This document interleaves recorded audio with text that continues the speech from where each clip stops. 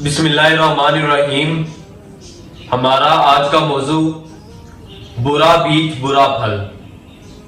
اگر آپ برا بیج بوتے ہیں تو آپ کو پھل بھی برا ہی ملے گا۔ اگر آپ برا بیج بھی دیتے ہیں تو آپ اس کی جیسے مرضی پرورش کر لیں، جیسے مرضی آپ اس کے پیر پکڑ لیں، پاؤں پڑ جائیں اسے، یا جیسے مرضی اس کی پرورش کر لیں، لیکن وہ پھل برا ہی نکلے گا۔ یمن کے بادشاہ کے پاس بہت زیادہ پہاڑوں کا قبضہ تھا۔ اب اس کے پاس اتنے زیادہ پہاڑ تھے، ایک دن ایسا ہوا کہ چوروں نے آ کر ان پہاڑوں پر قبضہ کرنا شروع کر دیا۔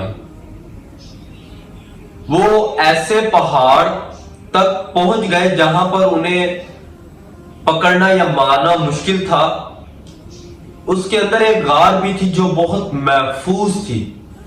اتنا بادشاہ کا قلعہ محفوظ نہیں تھا جتنی وہ غار محفوظ تھی۔ بادشاہ سلامت کو جب اس بات کا علم ہوا، اس نے اپنی عدالت لگائی۔ سارے وزیر مشیر آ کر بیٹھے، سب نے اپنی اپنی رائے کا اظہار کیا۔ ان میں سے ایک بادشاہ کا بہت ہی ایماندار وزیر اٹھ بولا۔ اس نے کہا کہ بادشاہ سلامت، ابھی یہ بیج بویا گیا ہے، ابھی چوروں نے آ کر قبضہ کیا ہے، یا کسی دوسرے بادشاہ نے ادھر اپنے جاسوس بھیجے ہیں، انہوں نے ابھی آ کر قبضہ کیا ہے، یعنی وہ ابھی آ کر پناہ گزین ہوئے ہیں۔ ہم ابھی سے ان کی جڑیں یا جاسوسی کر کے انہیں مار دیں، قتل کر لیں یا گرفتار کر لیں تو ہم بڑے نقصان سے بچ سکتے ہیں۔ اگر ہم ڈیلے ہوتے ہیں یا ڈیلے کرتے ہیں اس کام کو، یا ہم کہتے ہیں چلے کچھ نہیں ہوتا، وہ چور ہے، زیادہ سے زیادہ کیا کر لیں گے، وہ پھر ایک درخت بن جائے گا۔ اس آفت کو، اس بھڑکی ہوئی آگ کو پھر پکڑنا یا اسے بجھانا بہت مشکل ہو جائے گا۔ بادشاہ سلامت کو اس وزیر کی رائے بہت اچھی لگی۔ اس نے کہا کہ وزیر، اب بتاؤ ان کے ساتھ کیا کیا جائے اور ان کو پکڑا کیسے جائے، مجھے اس بات کا مشورہ دیں، آپ کی رائے مجھے بہت اچھی لگی۔ وزیر نے کہا کہ بادشاہ سلامت، مجھے رات کا وقت دے، صبح وہ قیدی بن کر آپ کے دربار کے اندر حاضر ہو جائیں گے۔ بادشاہ نے کہا چلے ٹھیک ہے، آپ کے پاس اس وقت سمجھے کہ آپ بادشاہ ہیں، آپ کے پاس سارے اختیارات ہیں، میں اعلان کرتا ہوں آپ ان تمام اختیارات کو استعمال کر کے ان قیدیوں کو اور ان چوروں کو پکڑ کر قیدی کر لیں، ان کو سزا دی جائے گی اور صبح تک میرے دربار میں وہ پیش ہونے چاہیے۔ اس مشیر نے تیز رفتار گھوڑے اور وہ سپاہی تیار کیے جو بہت مہارت رکھتے تھے تلوار میں، تیر اندازی میں، یعنی اس نے ایک پورا جتھا یا دستہ تیار کیا۔ اس وزیر کا مقصد یہ نہیں تھا کہ وہ انہیں قتل کرے یا انہیں کے اوپر جنگ کر دے یا جہاد کر دے یا انہیں مارے۔ اس کا مقصد یہ تھا بس انہیں پکڑ کر بادشاہ کے دربار کے اندر لانا ہے۔ اس نے وہ جتھا، وہ گروہ لیا، اس نے پہلے جاسوسی کروائی۔ وہ جو چور یا لٹیرے یا کچھ جاسوسی والے وہ چوری کرنے بھاگے ہوئے ہیں، لوٹ مار کرنے بھاگے ہوئے ہیں، بازاروں میں بھاگے ہوئے ہیں، رات کا وقت ہو گیا، وہ سارے واپس آ کر اس غار کے اندر تھک ہار کر سو گئے، انہوں نے اپنا سامان اتار دیا۔ وہ وزیر उस पहाड़ी की चोटी तक जाने के लिए खुद थक गया। यानी वो इतनी ऊंची पहाड़ी थी, ये इतनी ऊंची उसके अंदर गार थी जिसके अंदर वो पनाह गजीर थे। उसने आहिस्ता आहिस्ता जैसे जैसे रात गहरी होती गई, रात का आधा हिस्सा गुजर गया, आधा हिस्सा बाकी था, उस वजीर ने सारे सिपाहियों को हुक्म दिया घेरा डालकर सबको पकड़ लो। किसी के पास कोई तलवार नहीं, कोई जाग नहीं रहा। उसने वो सारा सामान पकड़ा, उन सबको पकड़ा, कैदी कर लिया, उनकी मुश्कें बांध दी गई, उन्हें सुबह दरबार में हाजिर किया गया। बादशाह सलामत ने उन्हें दाद दी। सारी रात वो वजीर के पास कैदी थे। जब सुबह दरबार के अंदर हाजिर हुए तो वजीर ने देखा ऐसे करके, उनके अंदर एक नौजवान था, बहुत खूबसूरत नौजवान था, जिसके ऊपर अभी दाढ़ी या मूंछ यानी जवानी, जिसके ऊपर अभी कोई तारी नहीं हुई। बादशाह सलामत को जब उसने वो कैदी पेश किए, उसने बादशाह से कहा कि बादशाह सलामत, मैं कैदी कैद कर लाया हूं, लेकिन मैं एक दरख्वास्त करूंगा। ये जो एक नौजवान इनके साथ है, इसने अभी जवानी का मजा नहीं चखा, मैं गुजारिश करता हूं आप इसे आजाद कर दें। बादशाह ने कहा, आप कौन होते हैं ये फैसला करने के लिए कि मैं इन्हें आजाद कर दूं? ये एक कैदी है, ये एक चोर है, चोरी में पकड़ा गया है, लुटेरा है, ये बुरी हरकत करता है, हम इसे कैसे छोड़ दें? हम इसे छोड़ देंगे ये हमें नुकसान पहुंचा देगा। इसने वो गारें भी देख ली, वो हमारी वीकनेस भी देख ली, हमारी जासूसी करने का तरीका भी देख लिया। हम अब इन्हें छोड़ देंगे तो इसके अंदर हमारा नुकसान है, इसलिए इसे छोड़ना बहुत बड़ी अहमक की बात होगी, नाहली की बात होगी।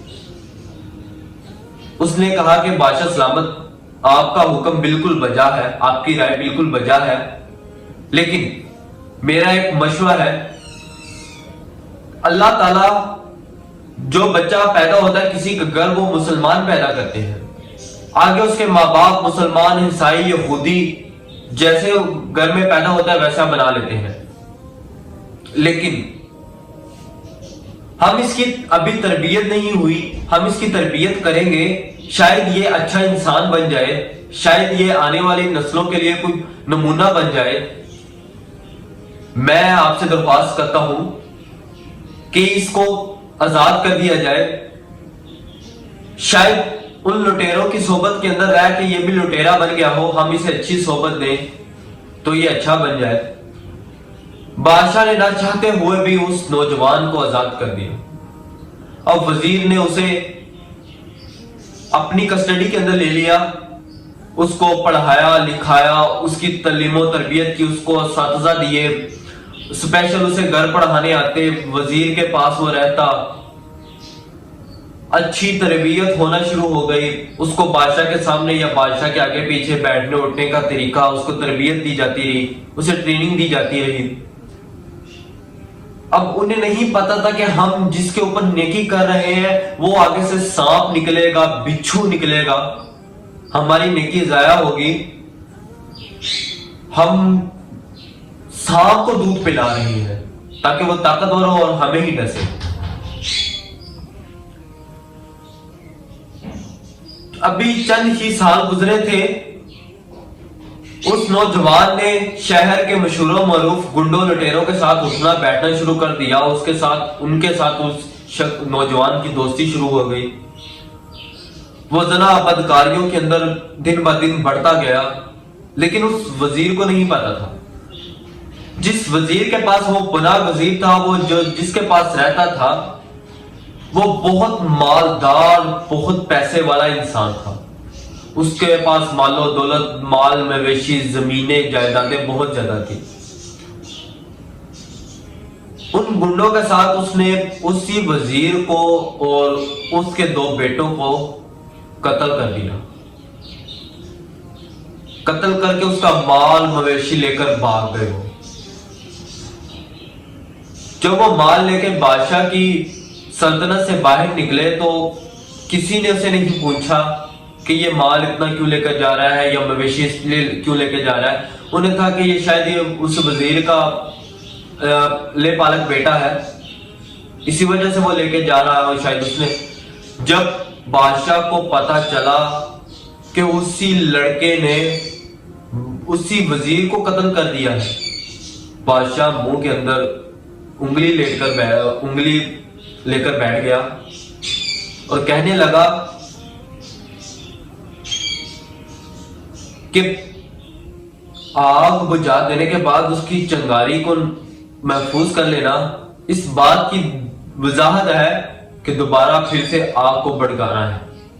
मैंने इस वजीर को मना किया था कि किसी ऐसे शख्स पर नेकी ना करो या किसी सांप को दूध ना पिलाओ जो तुम्हें खुद को डसे। जिनकी फितरत में है डसना, उन्होंने डसना ही है। तुम ऐसे शख्स के ऊपर नेकी कर रहे हो, ऐसे शख्स को पा रहे हो, ये तुम्हें नुकसान पहुंचाएगा। वही बात हुई। बादशाह ने अफसोस किया। इसलिए कहते हैं कि किसी के चेहरे या किसी की हरकतों सकनात देखने के बाद उसको जज नहीं कर लेना चाहिए, उसको पहले पढ़ लेना चाहिए, परख लेना चाहिए। वो आपकी जान का दुश्मन हो सकता है, वो उल्टा आपको काट सकता है, वो आपको नुकसान पहुंचा सकता है। वो वजीर ने उसे पाला, उसे अपने बेटों से बढ़कर प्यार दिया, बादशाह के सामने उसे बैठाया, उसे वो रिस्पेक्ट दी जो उसे किसने कभी सोची नहीं थी। वो ऐशो आराम की वो उसने जिंदगी गुजारी जो उसने चोरी करके पैसों से भी नहीं गुजारी होगी। इसलिए कहते हैं कि नेकी किसी ऐसे इंसान के ऊपर करे कि बाद में आपको शर्मिंदगी ना उठानी पड़े, शर्मिंदा ना होना पड़े। हजरत अली रजी अल्लाह ताला अन्हु का कौल भी है, नेकी करके उस किसी के ऊपर अगर आप एहसान करते हैं तो उसकी शर से भी बचें। हमारी आज की वीडियो आपको अच्छी लगी हो तो हमारे चैनल को ज्वाइन करें, सब्सक्राइब करें, लाइक करें और दोस्तों का दरमियान ज्यादा से ज्यादा शेयर करें। मिलते हैं नई वीडियो के साथ। खुश रहने दें। खुदा हाफिज।